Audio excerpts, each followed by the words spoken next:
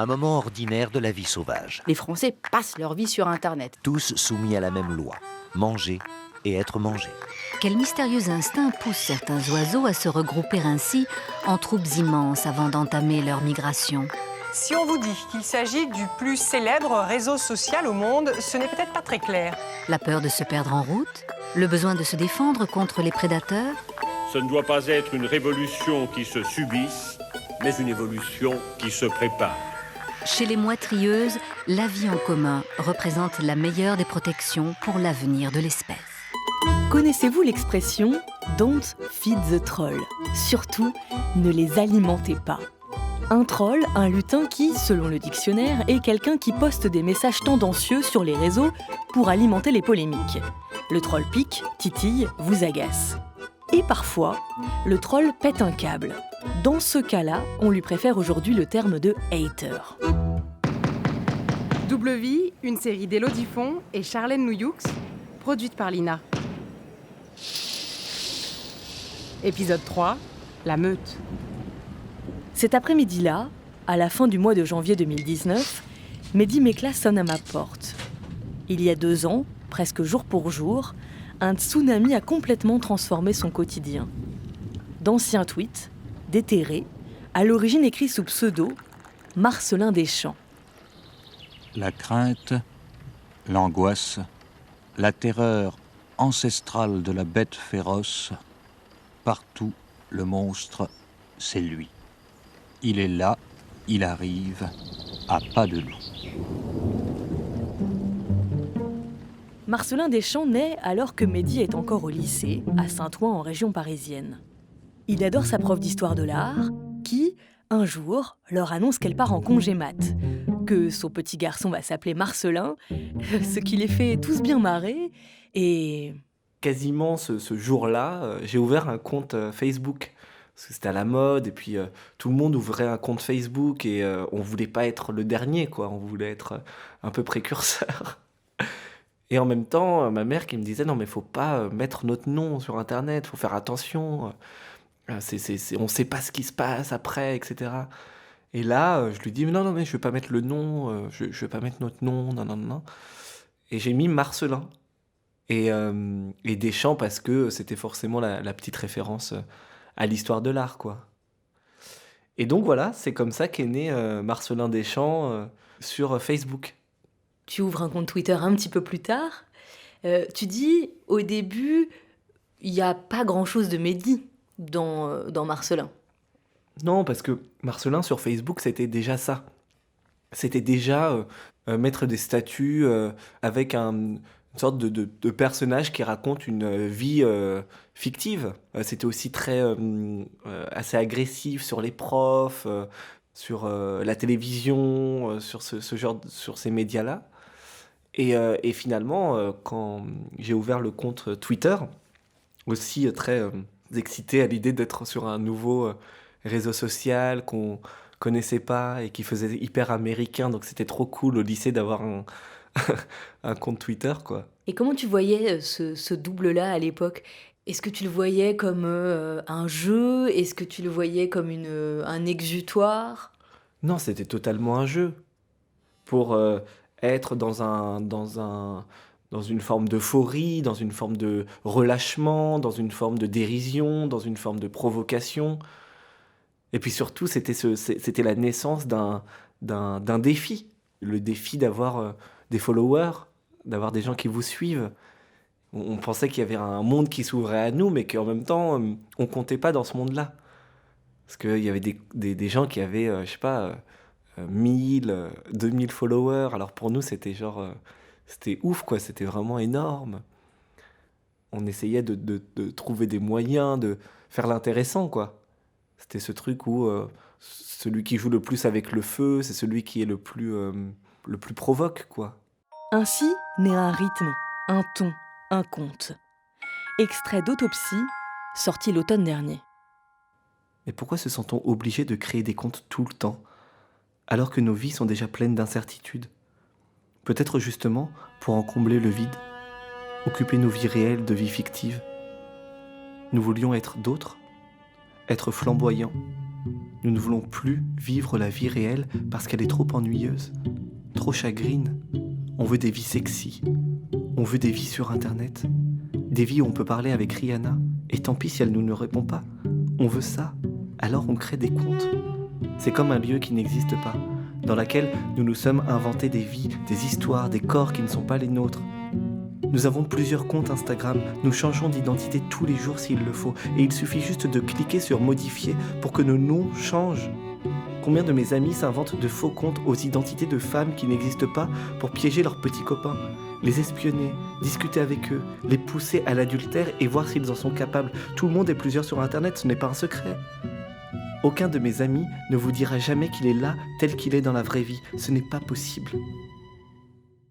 On se remplit d'amitiés fictives, irréelles, on se remplit d'histoires qui ne nous appartiennent pas. Moi, j'ai souvent dit à des gens qui disaient « Ah, t'es tout le temps sur ton téléphone, etc. » Moi, je disais « Mais parce que je suis pas qu'avec vous, moi, j'ai plein de gens là avec moi. » Oui, nous, on a plein de gens avec nous, on doit répondre à... Tu vois, il y a plein de gens qui nous parlent, on est dans des conversations. Ça veut dire que c'est aussi pallier une certaine solitude parfois. Sans doute. La génération de Mehdi est la première à avoir vécu son adolescence sur les réseaux sociaux. Les réseaux. Une sorte de musée et d'exposition permanente dont on n'enlèverait jamais les photos du mur. Twitter, alors, est vécu comme le Snapchat du texte, des mots qui, une fois publiés, n'existent plus. Retour en arrière. Quelques mois avant sa mise au pilori, Mehdi Mekla commence à saturer de Marcellin Deschamps. Soudain, ça l'amuse moins. Il y a une forme de lassitude. Alors il garde son compte, un outil de travail, mais le met à son nom à lui, sans rien effacer, sans même y songer. Et en février 2017, parmi ces dizaines de milliers de tweets, désormais accolés à son vrai nom, certains ressortent. Charme, j'ai juste envie de l'enculer avec des couteaux la gueule. Charme, Pourquoi les j'ai Juifs juste envie de l'enculer ont le droit avec de prendre des le couteaux métro? la gueule. Pourquoi Les les Blancs Juifs ont ont le le droit droit de de prendre prendre le le métro? métro? Nique ta race sans Égorgé selon le discontinuer. rite musulman. Merci. Venez, on en fait Dégorgé. Madame Valls. C'était pas un monde double, c'était comme un monde parallèle, quoi. C'était autre chose, c'était ailleurs. C'était un endroit où c'était pas vrai. Donc c'était un autre monde, c'était quelque chose qui n'existait pas, où ce qu'on écrivait n'existait pas, où ce qu'on disait n'avait pas de portée. Ou quand il y avait une portée, c'était pour gagner des followers et c'était génial. Mais il n'y avait pas de portée réelle, il n'y avait pas de portée politique. On a l'impression, quand on écrit un tweet, et j'ai l'impression qu'il y a une forme d'excitation, il y a une forme de pouvoir de se dire que ce qu'on va écrire, qui est de la grosse merde, eh ben, ça va être vu par 10 000 personnes, et que 10 000 personnes vont faire « Oh, ouais, t'es content, quoi, t'as des gros bras, quoi. » Je dirais peut-être que c'est une forme d'euphorie. On dirait une drogue. Mais ça l'est, je pense. C'est très addictif. Quand on a 20 ans, on a du mal à passer à côté. C'est une ivresse totale, générationnelle, démultipliée. C'est comme, je pense que c'est quelqu'un qui prend de la cocaïne. Il a un sentiment de surpuissance, d'après ce que j'ai lu, quelque chose comme ça de très fort. Je pense aussi que quand on prend de la cocaïne, on pense pas après. Et ensuite, il y a une forme d'évanouissement. C'est évanoui, ça n'existe plus, c'est derrière nous. Maintenant, ce qui compte, c'est le prochain tweet. C'est pas celui qui est passé. Donc, au bout de 50 000 tweets, ceux qui sont derrière nous sont déjà passés, ils sont morts, ils n'existent pas. C'est une matière inerte, c'est une matière passée, c'est une matière du passé, tout simplement. Tu t'es pas dit qu'un jour on pourrait te les reprocher? Mais jamais. Jamais ces tweets-là n'ont été un danger pour moi, puisqu'ils n'existaient pas. Quoi que l'on pense de ces tweets, un matin, Mehdi Mekla se lève et s'abat sur lui un shitstorm, une tempête de merde, comme on dit sur les réseaux.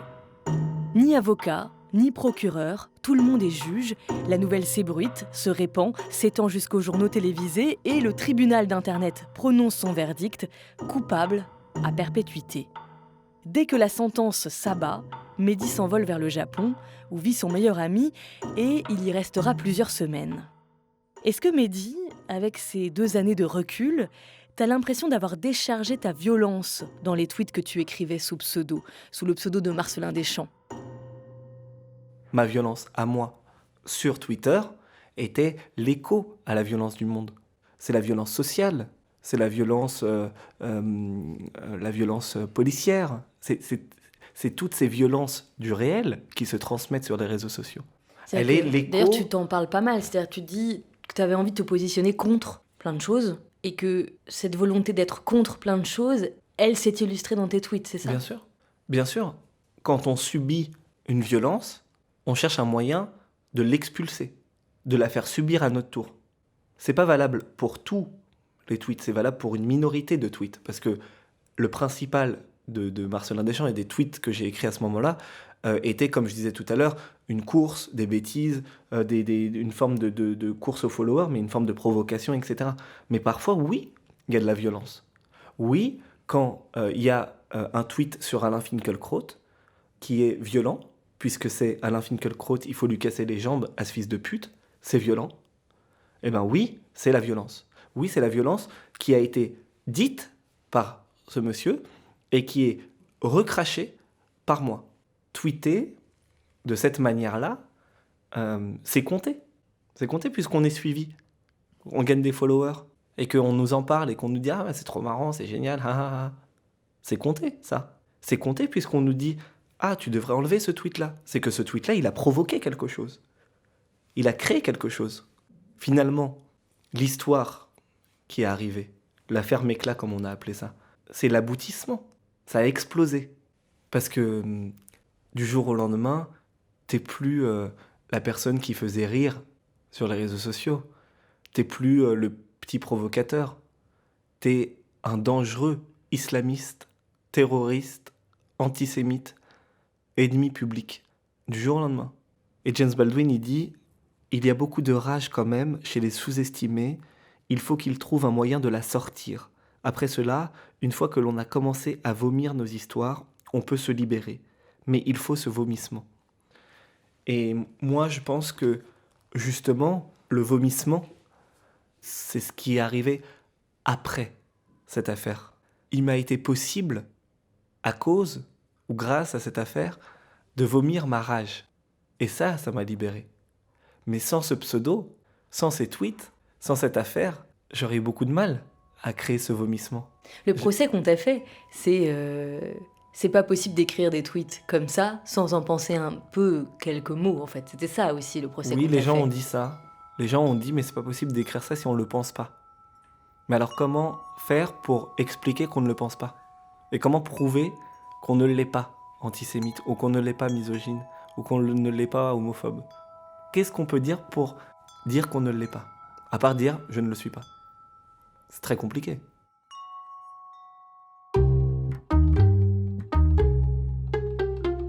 Sentiment commun aux hommes et aux loups, l'amitié peut encore exorciser la peur et donner au loup la place qu'il mérite dans l'estime et le cœur des hommes.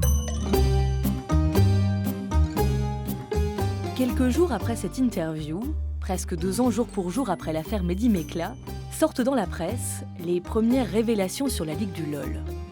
Un groupe Facebook, privé, dont plusieurs membres sont aujourd'hui soupçonnés de harcèlement sur Twitter et en dehors.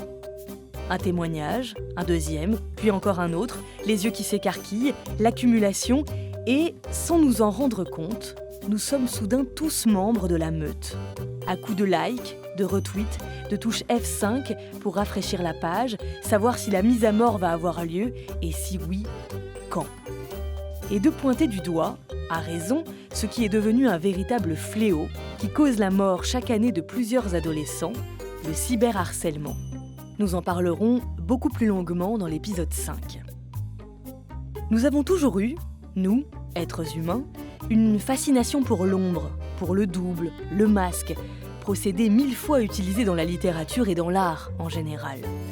Michael Stora est psychiatre et il a fondé, en 2000, l'Observatoire des mondes numériques en sciences humaines.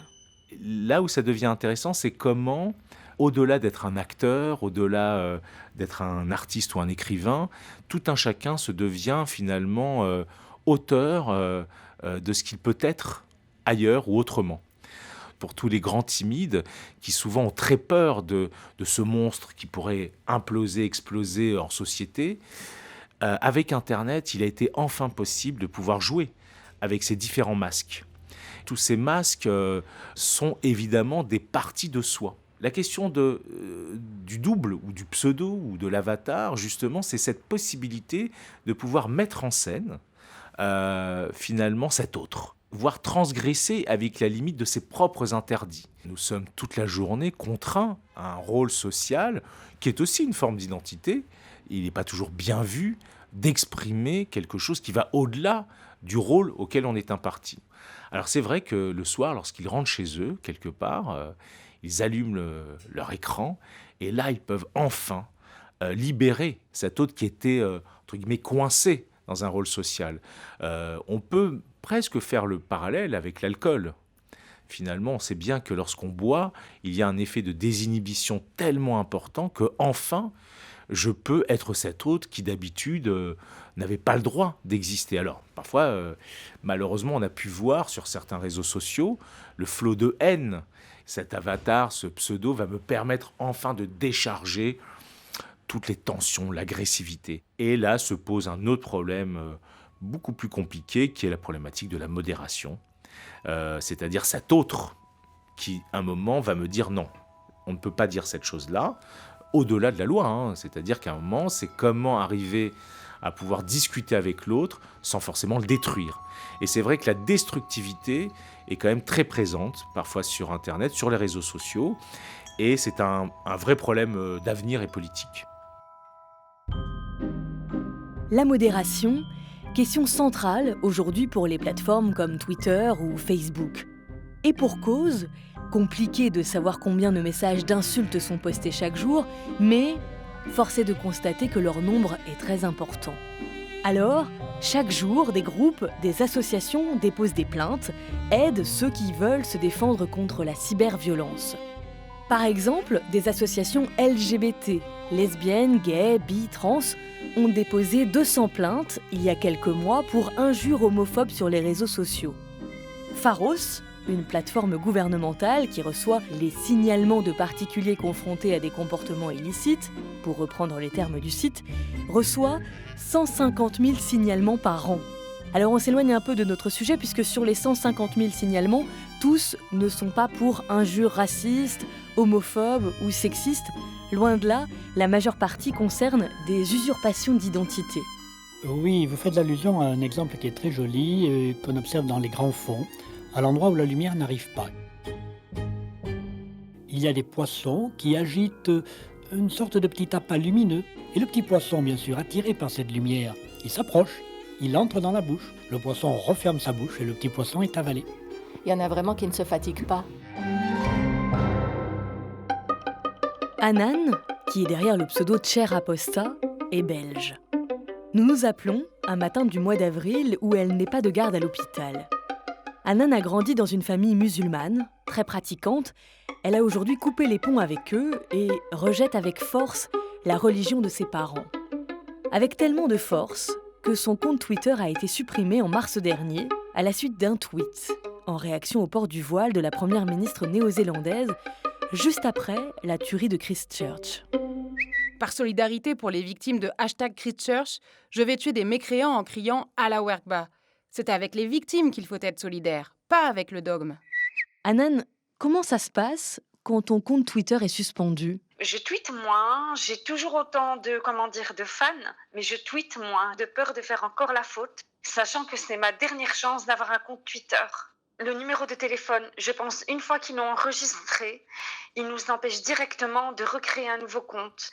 Et donc là maintenant, le compte que j'ai actuellement, c'est un compte que j'ai créé en 2010, que j'ai renommé et voilà. Et donc moi je pense qu'on est quand même soumis à une censure abusive et violente. La liberté d'expression n'existe toujours pas aujourd'hui en 2019. On ne peut pas finalement discréditer ce dogme sous peine de se voir censuré. Et devoir surveiller mes mots, moi, je me sens bâillonnée. Voilà. Ce n'est pas le fait d'être agressif que Twitter suspend. je suis consciente que même actuellement, là maintenant, je suis agressive.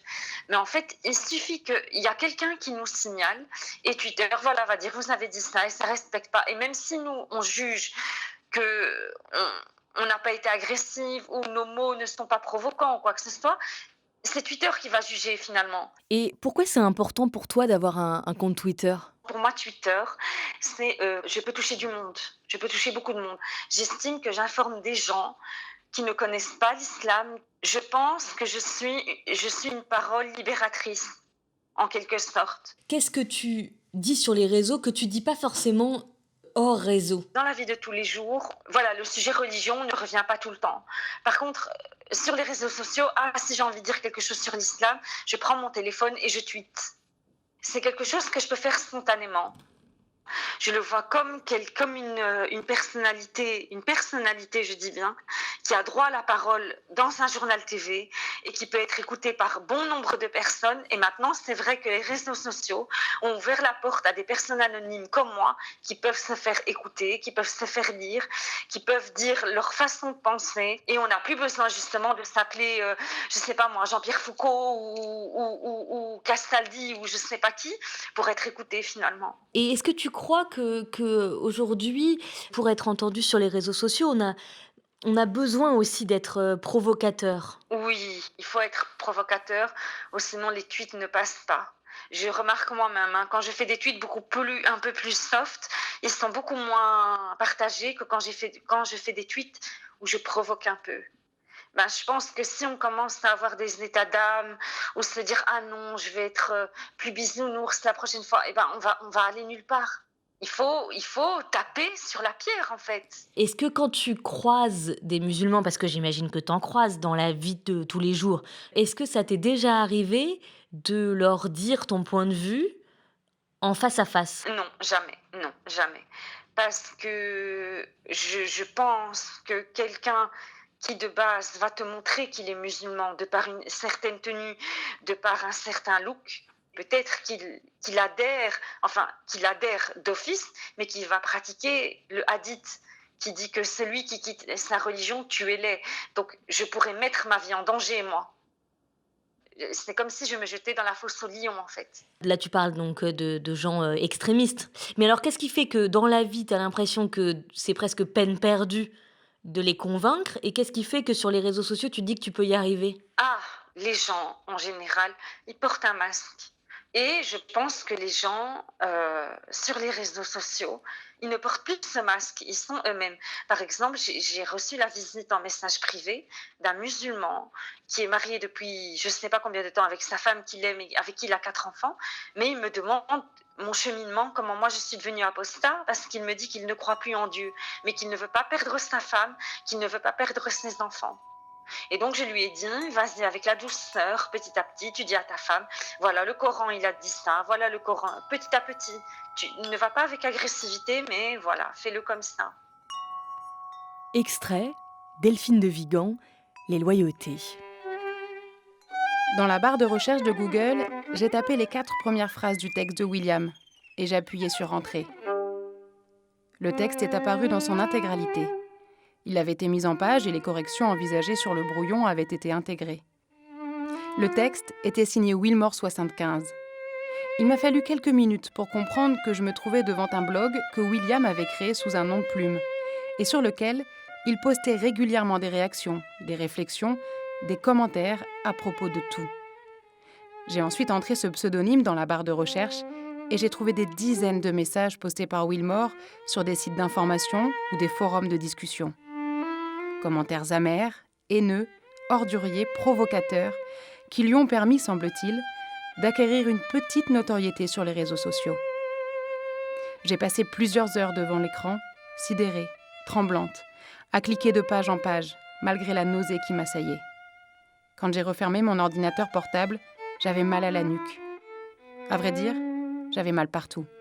Aujourd'hui, je suis capable de décrire cette scène, c'est-à-dire de raconter comment j'ai découvert l'existence du double de William. Mais pendant plusieurs jours, il m'a d'abord été impossible d'évoquer quoi que ce soit, faute de pouvoir prononcer certains mots. Oui, il m'était impossible d'envisager que pédale, pétasse, crouille, fion, fiante, macaque et j'en passe puissent être écrits par mon mari. Autrement dit, l'homme avec lequel je vis depuis plus de 20 ans. Au milieu de propos dont il serait difficile de nier les connotations racistes, antisémites, homophobes et misogynes. Cette prose trouble, maligne, mais habile, était néanmoins la sienne. Il m'a fallu du temps pour admettre que c'était bien William qui tenait ce blog depuis près de 3 ans et qui commentait dans ces termes l'actualité politique, médiatique, ainsi que les multiples feux de paille qu'Internet embrase chaque jour. Avant les réseaux sociaux, les trolls se sont nourris des sites d'information, où ils publiaient des commentaires sous les articles. On l'appelle le bousier. Qui s'appelle bousier à cause des bouses, parce qu'il se nourrit de bouse, il vit dans la bouse et il pond dans la bouse. Il fait de cette bouse des petites boulettes qui poussent devant lui, comme ça, pour s'éloigner de ses camarades, parce qu'il y a forcément une compétition. Et on s'est toujours demandé comment le bousier poussant sa boulette de bouse s'y retrouvait pour avancer comme ça. Et parce qu'il y parvient même la nuit. C'est-à-dire que la bouse ne leur sert pas uniquement de garde-manger. C'est pas uniquement un garde-manger, c'est aussi un lieu de rencontre. Appelons-le Quentin. Lui non plus n'habite pas en France et nous nous parlons une fin d'après-midi sur Skype. Allô ? Ok, ça marche, on verra. Pourquoi toi, Quentin, depuis que tu es sur Internet, pourquoi tu utilises des pseudos ? Je pense que très vite, je me suis aperçu de la force du pseudo, et ça même, même avant Internet, dans la vie réelle. J'ai toujours étudié ou vécu dans des petites villes de moins de 100 000 habitants, et dans une de ces villes, il y avait un projet artistique où un artiste devait faire un support audio qui allait regrouper, qui allait créer le paysage sonore de cette ville.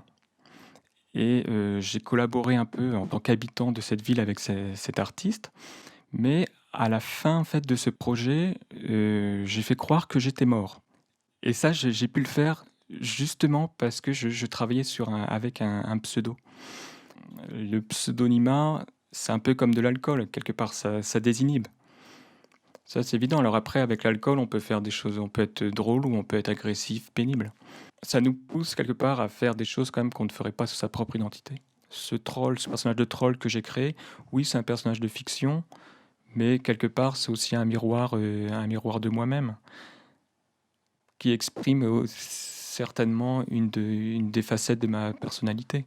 Et donc, j'ai toujours des comptes avec des pseudos, mais en fait, je donne à mes pseudos une construction avec un nom-prénom, ce qui permet d'avoir plus d'assises, d'être plus pris au sérieux en fait. En fait, sur un site, quand on connaît bien une communauté, c'est bien d'avoir minimum 2-3 personnages pour justement créer des discords dans cette communauté, créer des débats, des faux débats, etc. Je suis sans doute un peu naïve, mais je n'avais jamais vraiment réfléchi à l'utilisation des multicomptes, au fait que l'on pouvait créer soi-même la Discord en ayant plusieurs profils qui sont en désaccord les uns avec les autres. Qu'est-ce que c'était pour toi, Quentin, un troll ? Le fait d'être un troll, c'était quelque part un contre-pouvoir de la presse. En fait, avant la presse Internet et les articles ouverts aux commentaires, l'information était unidirectionnelle. C'est-à-dire de contrebalancer l'exposition médiatique des journalistes. Et aussi, je ne m'identifiais pas forcément comme un troll, oui, mais aussi comme un commentateur. Et moi, mon idée, c'était de me placer à la même hauteur que Jean-Michel Apathy en commentaire. Mon rôle, c'était aussi de faire du troll. Donc, il fallait toujours se poser en opposition avec la tendance mainstream. S'amuser à troller, c'est aussi découvrir quelque part le pouvoir qu'on peut avoir, soit par influencer, soit par juste faire une mini popularité parmi une communauté. Et en fait, peut-être la façon la plus rapide de se faire une popularité, c'est justement de passer par la taquinerie, par le côté, par le fait de troller, par le rentre-dedans en fait. Plus on va être rentre-dedans, pour reprendre les termes de Quentin, et plus on peut se faire remarquer, plus on peut exister, avoir une popularité que l'on n'a pas, la plupart du temps, hors réseau. T'es moche, suicide-toi. Non, c'est toi t'es moche, F, D, P. C'est toi le fils de pute. FO0, on en discutera avec lui dans l'épisode 4 de cette série, est un spécialiste de la protection des données. Dans les années 80 et 90, alors qu'il passe des nuits à chatter avec des copains sur l'ancêtre des réseaux sociaux, un canal IRC, son pseudo se nourrit aussi de trolling. C'est une autre époque. Mon tout premier pseudo, il s'est chargé de trucs qui aujourd'hui... ouais, non, pas cool. Qui aujourd'hui, je ne le referai pas parce que j'aurais des soucis. À l'époque, il n'y avait pas... si, il y avait quelques services de police, Internet, etc., qui cherchaient les choses. Mais non, c'était pas méchant. J'ai jamais fait de trucs vraiment méchants, mais c'était pénalement répréhensible. Étudier des systèmes, comment ils fonctionnent à distance, prendre la main dessus. Voilà, c'était de l'intrusion sur des services entre copains pour rigoler. Il y avait le côté challenge. Il y avait le fameux, à l'époque... aller péter le plus possible de passwords sur les sites XXX porno américains. Il y avait même un salon de chat où il y avait des concours. C'était celui qui pétait le plus d'accès sur les sites porno. Voilà, c'était vraiment des trucs bébêtes. Mais marrant. Pour moi, c'était une activité, un hobby, un loisir, du fun. Après, chaque personne a ses propres barrières, ses propres limites. Voilà, c'est pour ça que moi, tout ce qui était, comme les sujets d'aujourd'hui, on passait du troll, du harcèlement, du machin, c'est tellement lâche et insipide. Et c'est-à-dire que nous, à l'époque, on faisait on faisait des conneries, mais c'était productif. Vraiment, c'était quelque chose de productif. On faisait une connerie, on allait pirater un site web. Derrière, on faisait un site pour dire, voilà comment on a réussi à le pirater. On documentait. C'est utile. Quelle utilité pour les trolls aujourd'hui ? Et pour les haters. J'ai cherché pour cet épisode à interviewer quelqu'un qui aurait harcelé. J'ai aussi cherché des internautes qui se revendiquent comme haters. Mais je me suis rendue à l'évidence, la plupart, même ceux qui sont poursuivis par la justice, ne comprennent pas ce qu'on peut bien leur reprocher. Ils ont l'impression de payer un prix trop fort. La plupart ne diraient jamais d'eux-mêmes qu'ils sont des haters. Va te recoiffer salope leur semble être la manière la plus banale du monde de critiquer la coupe de cheveux de X ou Y. Surtout, la plupart ont l'impression de défendre des idées, d'être dans leur bon droit, d'enfin pouvoir s'exprimer, comme si nous vivions en dictature. C'est lorsqu'il parle en son nom que l'homme est le moins lui-même. Donnez-lui un masque et il vous dira la vérité, disait Oscar Wilde. @Elodifon, blablabla, ombre et lumière. La meuf se prend pour Dark Vador.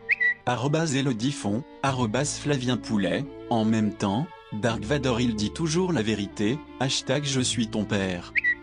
@Elodifon, @Nathalie Georges, en même temps, ferme ta gueule. Il y a plein de milieux où les haters sont légion. Mais il se trouve que celui-ci est un milieu que je connais bien, étant moi-même fan de foot depuis 1998, ce qui commence à remonter un peu. Je retrouve Amine et Arnaud dans un resto chinois, à Paris, où nous nous installons dans un coin. Ils sont tous les deux membres, plus ou moins activement, d'un podcast footballistique à haut potentiel de mauvaise foi, P2J pour passement de jambes. Et j'espère que vous allez tous avoir le titre de Doc Gynéco dans la tête. Amine, tu définirais comment le fait d'être un troll sur les réseaux quand on parle de foot ? Pour moi, le troll, c'est du chambrage lourd, on va dire. C'est du chambrage avec insistance. C'est-à-dire, tu fais une vanne et après, t'en fais 2, 3, 4, 5, 6. En fait, ta pauvre victime, tu la lâches pas, quoi, jusqu'à ce qu'elle clame. Pour être un troll, il faut que faut pas que tu lâches ta victime, sinon c'est pas marrant. Ah non, il faut que le mec, au bout d'un moment, il en peut plus. Sinon, tu vois, c'est pas vraiment du vrai troll. Sinon, tu vois, c'est un troll de bisounours. Non, c'est pas marrant. C'est comme dans la vraie vie, j'ai envie de te dire, c'est si la personne en face, tu la titilles mais qu'il n'y a pas de réaction, tu passes à une autre victime potentielle. Je pense que le troll est un petit peu comme ça aussi, quoi. Dès que tu as un filon, tu creuses, jusqu'à extraire entièrement toutes les pierres précieuses et l'or. Et à des fois, on tombe sur des sacrées mines d'or, quoi. Je dirais pas que dans ce cas-là, c'est le dîner de con, mais c'est le Twitter de con, quoi. C'est que tu as envie d'inviter dans tous les débats, quoi. Mais c'est vrai que voilà, parfois tu tombes sur je te dis pour moi le footix de base, et c'est vrai que lui c'est la meilleure victime de troll au monde sur Twitter, parce que tu te fais plaisir avec lui, parce qu'il est sûr de lui en fait. Tu vois, c'est ça qui est charmé avec lui. Ou par exemple sur la Coupe du Monde féminine là qui va arriver, parfois je lis des trucs et je me dis mais les gars, est-ce qu'ils sont sérieux en 2019 de me sortir des trucs comme ça? Et du coup c'est marrant, tu vois, de les vanner ces genres de gars. Et je crois qu'il y avait une journaliste récemment, je crois que c'était Karine Galli, qui s'était pris un truc genre le foot c'est pas fait pour les femmes, retourne à la cuisine, retourne faire Top Chef ou une connerie dans le genre, tu vois. Et du coup quand tu tombes sur un abruti comme ça, t'as envie de le chambrer, mais t'as envie de le terminer. Mais là tu vois, par contre, là tu deviens moins sympa. Tu vois, t'as envie de le mettre plus bactère, parce que raconter des trucs comme ça en 2019, t'en peux plus. Mais lui, tu te marres avec lui, parce que pour lui, il est convaincu, il va te sortir des trucs tellement énormes que tu vas pouvoir l'humilier de manière, tu vois, en faisant des comparaisons un peu chelou. Et lui, c'est un très bon client. Je pense que je lui avais répondu au gars sur la cuisine, je lui avais dit que je lui avais juste fait remarquer que les meilleurs cuisiniers, enfin les plus étoilés, c'était des hommes. Donc du coup, peut-être que lui, il devrait peut-être se mettre à la cuisine et nous laisser les femmes au football, en fait. Il y a aussi un autre sujet où je trouve que parfois ça va trop loin. Par exemple, sur les Renois, par exemple, le fait qu'on dise ouais, bravo à l'Afrique et gagner la Coupe du Monde. Tout ce qui touche en termes de race ou de religion, ou par exemple, à un moment, on parlait de l'équipe de France en mode de Halal Football Club. Là, moi, par contre, ça me met mal à l'aise. Ça, avec le genre et l'orientation sexuelle, je trouve que c'est vraiment les domaines où ça va archi loin dans le troll. Où là, par contre, je suis plus. Évidemment, le foot sur les réseaux sociaux, ce ne sont pas que des commentaires acerbes sur l'équipe adverse. Il s'y crée des communautés, des supporters qui se défendent entre eux, qui deviennent potes, qui se font inviter au stade, qui récupèrent des maillots, qui échangent avec des joueurs qui parfois répondent, même quand tu as 200 personnes qui te suivent. Des réseaux très utilisés par les joueurs eux-mêmes. Amine, la brutalité de certains commentaires, au début quand tu es arrivé sur Twitter il y a 3-4 ans, est-ce que ça t'a tout de suite semblé naturel, aller avec le fait qu'on se chambre quand on est dans le milieu du foot ? Au départ, quand tu lis des trucs, quand même, c'est archi violent. Tu dis un commentaire tout simple, et d'un coup, on te traite de fils de pute, de mec qui connaît rien, on insulte ton arbre généalogique jusqu'à... Même toi, tu connais même pas ces ancêtres-là, tu te souviens même pas de ces ancêtres-là. J'avais un peu de mal au départ, moi avec Twitter. Je n'étais pas habitué au fait de se faire insulter. Mais après, finalement, je trouve que quand tu es sur Twitter, il faut accepter ça. Sinon, il faut te retirer de Twitter. On a quand même grandi dans des environnements, et en plus avec le foot, quand on le pratiquait, où faire un petit pont, le petit passement de jambes, un peu humilier l'autre, ça fait partie du truc. Donc finalement, le chambrage fait partie du foot. Et si tu n'adhères pas au chambrage, change de sport, va faire du rugby, à la limite. T'as mis un taquet gratuit pour les gens du rugby, en fait. Ouais. Ah ok, d'accord. Twitter, c'est un peu un octogone sans règles. Ça veut dire que tu peux interagir avec n'importe qui, tu peux interagir avec des journalistes, avec ton voisin d'en bas, avec un gars qui a regardé 3 matchs de foot, avec le pire footix.